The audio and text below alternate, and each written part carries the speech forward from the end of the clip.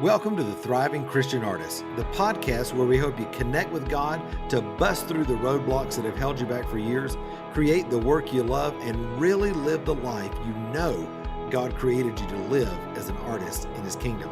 I'm Matt Thomas, your host. Let's get started. Well, hey there, my friend. It's Matt, and welcome to the Thriving Christian Artist podcast. You're going to love today's episode. I've got my friend Katie Hornor all the way from Mexico. And listen, she is awesome. We met through a mutual friend, and she and her husband moved down to Mexico to be missionaries. Things changed. They ended up having to start a business really just to survive. And God has blessed the socks off of them in the homeschool market that they've created some incredible curriculum for. And now she actually helps other entrepreneurs, primarily women Christian entrepreneurs, really get their message out there. And I just love talking to her. She's got a brand new book out called Like Flamingos. And we really talked a lot about some of the details that's in the book as well as some of her stories. So I know it's going to be a real encouragement to you today as she's on the podcast. You know, before we get started, I always love to give a shout out to my listeners. And today's shout out is from Kent, who's listening over there on iTunes. And he said, an amazing show for Christian artists. He said, are you a Christian artist who would like more inspiration and encouragement? If so, this show is for you. Matt's unique combination of interviews and teaching episodes will help you be more profitable and focused as an artist. It's truly worth your time. Well, Kent, thank you so much. And I love it when I see reviews that are on the podcast. It just lets us know, me and my team, that you guys are out there, that you're listening. And it's just really, really a big, big encouragement. You know, we were sitting there the other day on Sunday afternoon at home, and Mark, who's our content director here in our business, he texted me. He said, dude, you're not going to believe this. And I'm like, what? And he sent me the stats from the podcast. And guys, I cannot say thank you enough. We had our biggest week ever last week. We had over 10,000 downloads in 1 week. I was like, are you kidding me? It was incredible. And the same week, two other things happened. We found out that we are in the top 15% of all podcasts, like all podcasts, no matter, not Christian podcasts, like all podcasts, which was incredible. And we just passed over 300,000 downloads since we started this podcast. Coming up on 2 years now. Listen, I cannot say thank you enough. It is such a huge blessing to know that the Thriving Christian Artist and everything that we're trying to do is a blessing in your life. And so I just wanted to say thank you from the bottom of my heart. We love you guys. We're praying for you. We're behind you. We're believing that God's got incredible things for you as an artist. And it's our privilege, my honor, to be able to pour into and really stoke the fire that God's burning in your heart as an artist. All right. Well, hey, I'm going to get out of the way. You're going to love this interview with my friend, Katie Hornor. Be sure to look in the show notes. There's a special link there where you can get a copy of her book today. And trust me, you're definitely going to want to do that. All right. Here's Katie. Well, hey, my friends, I'm so glad that you're with me today. I've got my friend Katie Hornor with me all the way from Mexico. Katie, I'm so glad you're here with me today. I'm so excited to be here. Thank you for having me. I know. It's amazing the serendipitous relationships that happen in the kingdom. And we met through a mutual friend, and I've just so enjoyed getting to know your story, not only as a missionary and now in the entrepreneurial realm and helping business owners do what they do. But for those who may not know you, why don't you give us just a little bit of background about who you are and what you do? So I'm Katie Hornor from handprintlegacy.com. And at Handprint Legacy, we have two businesses, actually. We're expats and missionaries in Mexico. And so one of our businesses focuses on leading the homeschool movement in the Latin American world. And then our English business helps Christian women in business, women of faith, build their businesses, get their message out to more people through coaching and masterminds and retreats. All of us have a message that somebody needs to hear, and it's my privilege to help ladies get that out there. I love that. You know, I'm always telling folks in our world, you know, the kingdom has got principles, and one of them is be faithful with little, and then you're made ruler over much. Be fruitful first, and then multiply. You know, and I love that because that's what you're doing out of your life. You're taking principles that you've learned and you've worked, and now you're turning and helping others. So tell everybody, I know a little bit of your backstory, but you didn't always start out in the entrepreneurial realm. You guys ended up in Mexico out of a heart to really help people, right? Yeah, so I'm a daughter of an entrepreneur. My dad owns a company in Western North Carolina that he built himself. Awesome. So I was privy to a lot of business conversation, but I wasn't really trained in it because my heart from very young was to serve the Lord, serve people overseas. And so I have a degree in teaching, a master's in curriculum development and teaching, and came to Mexico as a young married couple. My husband and I moved down here in 2007 and wanted to give our life for missions. And Wow. about 3 years into it, we moved from a ministry at a Bible college over to an orphanage ministry here in the south of Mexico. And 9 months into that second ministry, we found out we'd kind of been brought on board under false pretenses. Wow. And so that essentially, surprise, right? right? Basically, like, thanks for coming, but we don't want you anymore. And we're like, well, now what do we do, right? And in the transition from one ministry to the other, we had also changed ministries, changed mission boards, and there had been a lot of slander and hurt feelings that happened in that transition. So we'd already lost a lot of support emotionally and financially. And now, less than a year later, we essentially are here with very little funding and nothing to do, and kind of asking, Lord, what you got next? And so beans and rice was a real reality for you at that point, right? Right. We knew we didn't want to go back to the States. Our hearts were most definitely firmly planted on Mexican soil.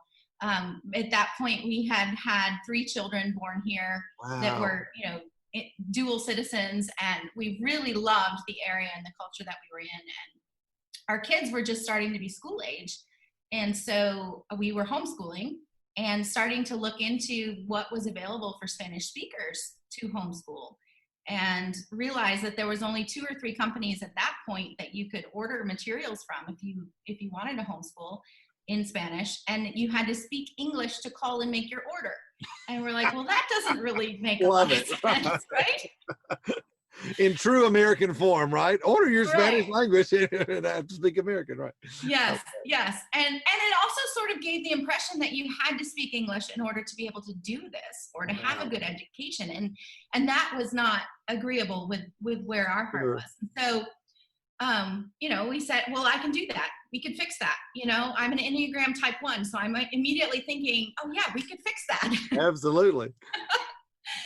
And so we started a company called lemonhaus.com, and we created a preschool through 6th grade curriculum that is the only literature-based homeschool curriculum in the Spanish world, even today. And we started selling it online and started offering customer support in Spanish and a blog in Spanish and ordering in Spanish, and started speaking at different events and sharing that, you can give your child a better education than what may be available to you now.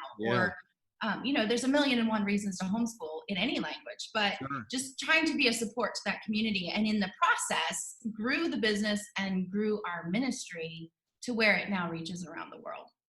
I just love it, because it's like, to me, it's such a beautiful picture of how the kingdom works, that the thing that you are probably most frustrated about in your life is probably a clue of what the Lord's trying to say, hey, this could be the conduit that I use to release a kingdom solution in the world through your life. And yes, I want to bring provision into your life in abundance through that as I use you as a blessing to others. And so many people don't realize that. And it's so much like for us as artists, I love waking people up to that is like, this thing that you think makes you weird is actually the thing that, is that God's designed for you to do. And so was that I guess coming from a ministry perspective, because I know for me, when I was in that world, I wasn't even on that radar. So was that a switch for you guys to think, wow, maybe God could use us in the business world and we could also be effective in ministry at the same time?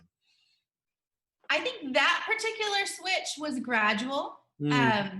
Our need was like, we had $5 left in the bank. Like, we had to do something. Right. So it was a survival thing at first, as well as something we thought we could help with, but it wasn't it wasn't until later that we realized that the ministry doors that would open to us in a business Mm, situation.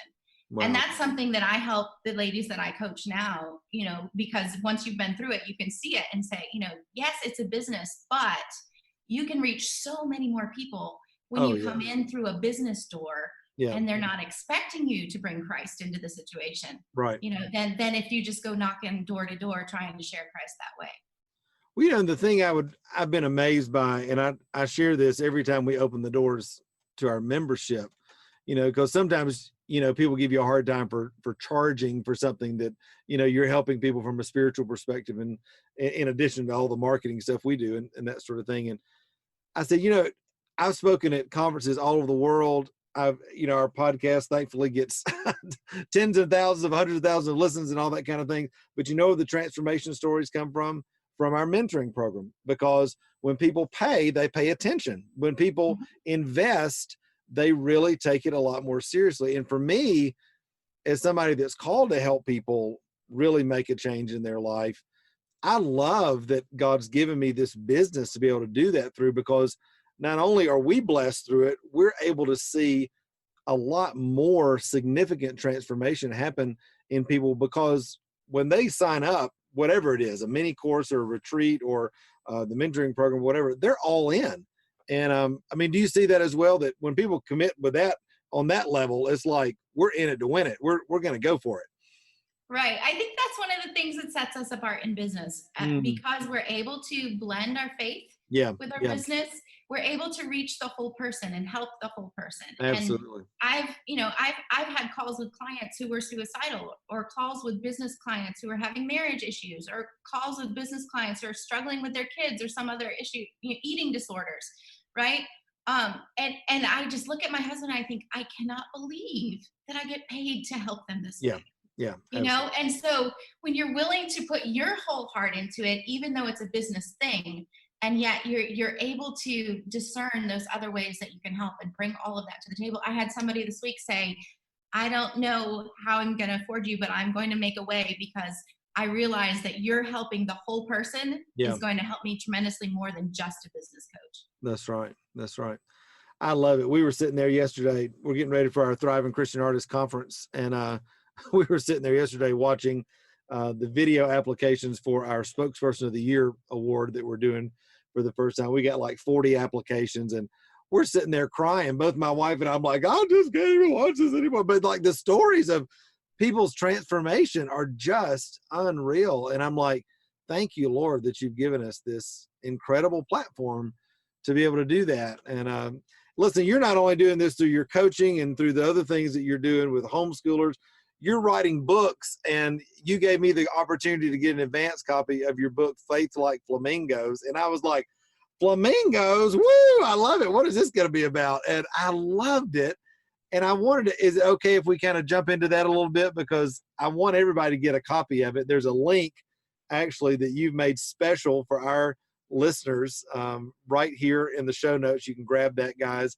It's just katiehornor.com/TCA. And you can grab a copy of the book. But Katie, the first thing in that book I loved, and we kind of hinted at it just a little bit ago, but you said that the ugly feature is kind of the thing that sometimes God uses as our superpower. What did you mean by that? Yeah, well, flamingos have these long legs that kind of bend backwards. Right. And, they've got the webbed feet and things. And sometimes I just imagine in the bird world, they're probably the ones that get made fun of, right? Like, exactly.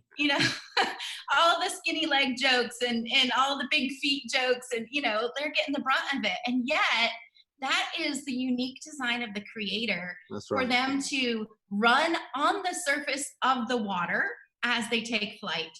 And it's one of the things that stirs up the silt at the bottom of the river so that they can have the nutrients and find the food that they need. Like, each thing was specifically designed. And the flamingo doesn't sit there and complain about a leg. Like, you don't hear them squawking to the other birds about how much they hate their skinny legs or their webbed feet, right? They just keep doing what God created them to do.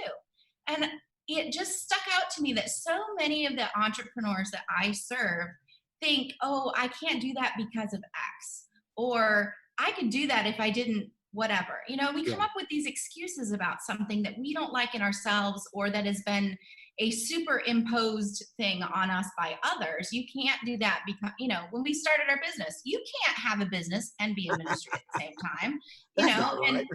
and all, you know, and if you listen to all of those you can't, or if you focus on that negative thing, yeah, I was just listening to Dean Graziosi's book this morning, the Millionaire Success Habits. Yeah, And he said, if you focus on that negative, then you don't ever see the positive in it. that's And right. so, you know, what others might criticize in the flamingos' awkwardness and silly feature is really a superpower that God gave them to be able to nurture themselves and to be able to escape danger when it comes, right? Mm, And in our lives, if we would just take a step back and look at what that thing is that we feel like is our biggest quirk, there's a way we can turn it around positively to use it as a feature that can glorify the Lord in what we're called to do. And you know, whatever that is in your life, maybe you're maybe you have some art talent that's been laid hidden because somebody criticized something you did a long time ago, right? Or maybe you have a certain potential in accounting or in teaching, and you're afraid to do it because of what other people are going to say or those criticisms. Like, God created you with those unique designs, that's and right. He has a purpose for it. He has ever since you were conceived. And it's time to embrace who God made you and live full out. And that's what Faith Like Flamingos is all about. That's so good. And I'm just going to say, if there's anybody that has a special gift with accounting, you're probably on the wrong podcast, but we love you anyway. This is the art podcast. We love you anyway. Well, hey, I know an accountant who's an awesome musician, so you just That's never right. know. That's right. That's right. Hey, listen, one of the other things that you said in this book, and I love it because I hear, I'm always talking to artists about focus, you know, that focus is where mastery comes. Focus is how your unique voice gets developed as an artist. And you said in this book, you said, do everything you want to do, but just don't try to do it all at the same time. Talk about that, because I think otherwise we become kind of professional dabblers, right? Kind of that jack of all trades, master of none. And so how is it that you can do everything that you want to do, but not have to worry about trying to do it all at the same time? So I teach my coaching clients that you need to educate yourself based on a next step process, right? So where am I right now? Evaluate that. And what is my next step? And what do I need to take that step? And I can learn marketing, and I can learn product creation, and I can learn email sequences, and I can learn copy, and I can learn all these things for my business, but I'm not going to learn any of them well unless I'm focused on that one thing at a time. Yeah. And so that's what I mean. Even in what you offer to people, like you can be an artist who knows how to do everything there is, every different, maybe you know watercolor, and you know basket weaving, and you know woodworking, and you know all these different things, but you're never going to build a name for yourself if you don't focus on excelling in one area at a time, right? And once you become known for watercolor, then you have the following that's also interested that you teach woodworking or this other thing, right? And so whether it's in narrowing down your niche and what you want to become known for, or whether it is what do I need to learn to take my business to that next level in this space and time, you can do it all. You just can't do it all at the same time and do it well. I was just telling folks in the mentoring program the other day, I had a question on our live Q&A, and because I'm starting to paint in this last year. And so I've been doing baskets for like 25 years, you know, and somebody said, oh, Matt, it's going to be so neat to see you start your painting career from the ground up. And I said, oh, contraire, sir. I said, you know, I'm not doing it from the ground up. I said, I'm taking the reputation that I've built over the last 25 years, and then I'm going to create this link, this connection between where I've been and now where I'm going, so that I'm building off of that reputation. And that's already happening in the studio when people come in and they say, oh, no, these paintings, now who does these? I'm like, well, that's me. And here's how that's connected to my basketry work. And it's like, oh, wow. You know, it's like this huge connection happens for them. And so I love that. It's been all the years that I've focused that have enabled me now to be able to spread out and continue to, you know, develop other skills and develop other aesthetics and that sort of thing. So key. I love that. Now, the third thing that I loved on in your book, you said that all of the chapters are great, but you know, these are the three that for me were really great. you talked about standing on one leg, and I love this idea of batching, of trying to get more out of less, of really trying to leverage my time in the best way I can. Talk about that concept from a flamingo perspective of standing on one leg, and what that really means for somebody that's trying to do it all in life and business. Right. So our natural logic would tempt us to think that the flamingo is less steady when he's standing on one leg. But the scientists say that he's actually, his muscle stature is stronger on one leg than two. Wow. And he's able to better control his body temperature and stabilize his body temperature when he's also on one leg, because the other one is not in the cold water or the mud. It's up under his feathers, right? Wow. And so there's this counterintuitive thing at play there, where sometimes the things that we do that seem to appear to make the most sense don't make the most sense at all. And a lot of times we don't even see that when we are working in our business. We need an outside perspective sometimes to come along and say, hey, what about if you did it this way instead? What if you could redirect those funds from this activity to this one and produce more? Or what if you could merge some of your tools into one tool and only have one expense that can do it all? Or what if you could, have someone do less of this and more of that where their zone of genius is? And so in applying that conserving your energies thing from the flamingo life to the life of the Christian entrepreneur, you're always wanting to look at, am I getting the most from what I'm doing? Yeah. Right. And we have to evaluate on a consistent basis that what we're spending, both in financial areas as well as in time and energy. Those are our biggest resources, right? And in our people resources and all of that, where are you allocating those resources and what ROI are you getting from it? And what if you turn things around a little bit? What if you took something and stood on one leg there instead of two, so that you had more energy to put somewhere else, right? And in those ways, we become better business people and better business managers and better leaders for those that we're serving. That's so good. And I think, I've had to learn over the years not being too precious about methodologies or strategies or things that I may really like to do, but when I step back and look at it, or like my wife just came into our business, this last year. So she's coming in with a 25-year career of administration and education and all that. And she looks at some of the things that I've been doing, which granted has been pretty doggone successful, but at the same time, she's able to look at it and go, now, this makes no sense the way you're doing this. If we change this, and this, you would get twice as much value or, power out of that. And I'm just like, because so many times, especially as artists, and I think as entrepreneurs in general, we can be so precious and so, protective of things because we started it, we formed it. It was our baby and that sort of thing. But as a successful entrepreneur, you got to be willing to cut some things, right? And make those hard decisions for the long-term benefit of what you're wanting to grow to, right?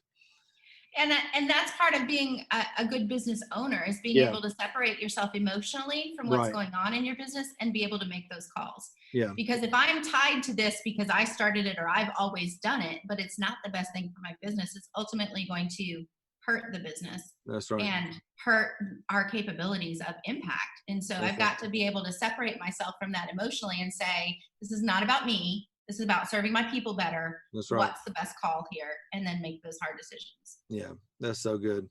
I'm getting encouraged just as we're talking right now. I'm like, this is good for me. It's good for all of us. I mean, don't you think? I think we're both involved in masterminds and things like that, and with other, leaders. And I think, gosh, we all need that in our life. This iron sharpening iron, if you will, just saying, you ought to think differently about the way or have you thought about this? And, or look at the way I did it. It really succeeded. That I don't see how people do life and business without that. I mean, do you? I mean, it's like we have to have that in our life to really thrive. Right. And we went for a long time when we started our business without that community because we couldn't find one. And, Aaron Walker of View from the Top says, isolation is the enemy of excellence. I quote that all the time because it's so true. You cannot be an island to yourself in the business world these days, especially if you also are with a ministry heart, because it's all about people. You would have no business without people.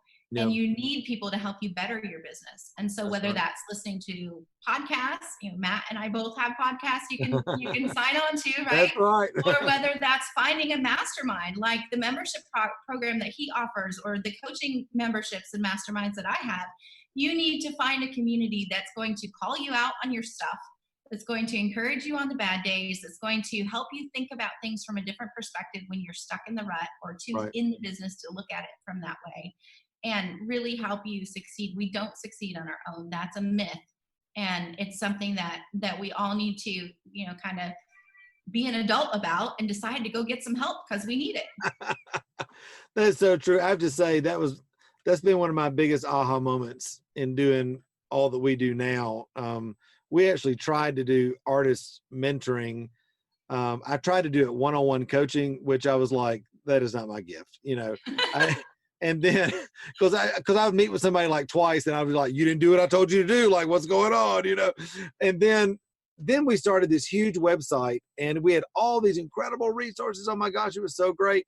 And I had like a couple of thousand people log in, and then nobody came back. And we were like, why aren't people coming back? And when I started Created to Thrive, and now what we're doing, I started realizing people come for, the information, but they end up staying for the community, because you start realizing you can't do it alone, that the community is worth so much more than just the information that you're getting. And so I'm so thankful for all of us that are finding that in our unique niches, that, it's bringing people together and bringing that collective wisdom together. And I think, especially for Christians, as we invite the Holy Spirit to be a part of that, the acceleration that happens is just incredible. So, well, it's acceleration, but it's also nutrients. It's also protection. A flamingo doesn't survive by himself. He needs that flock of flamboyance to grow with him, right? And that it leads to all the things. It leads to you being healthy on the inside and out. It leads to you being protected because you're in the group. It's just so beneficial. Yeah. Well, Katie, it's a great book, and I hope all my listeners will grab it. It's katiehornor.com/TCA. You can grab the book called Faith Like Flamingos. Katie, where else can they find out what you're doing? I'm sure you're all over social media. Obviously, your website, katiehornor.com. Where else? I'd love for you to follow my podcast, For Your Success. And awesome. That is just foryoursuccesspodcast.com. Or iTunes, wherever you listen. And I am on Instagram at Katie Hornor, and Hornor is HORNOR. Awesome. Well, Katie, it's been a pleasure. And thank you so much for taking the time to be on the Thriving Christian Artist today. My pleasure. Thank you. Hey, thanks so much for spending a few minutes with me today on the podcast. Listen, I hope it's been a huge encouragement to you on your journey as an artist. Hey, also, before you leave, make sure to hit the subscribe button so you don't miss any of the other episodes of the Thriving Christian Artist podcast. And also, be sure to connect with me on Facebook, Instagram, or at my website, which is matttommymentoring.com. Until next time, remember, you were created to thrive. Bye-bye.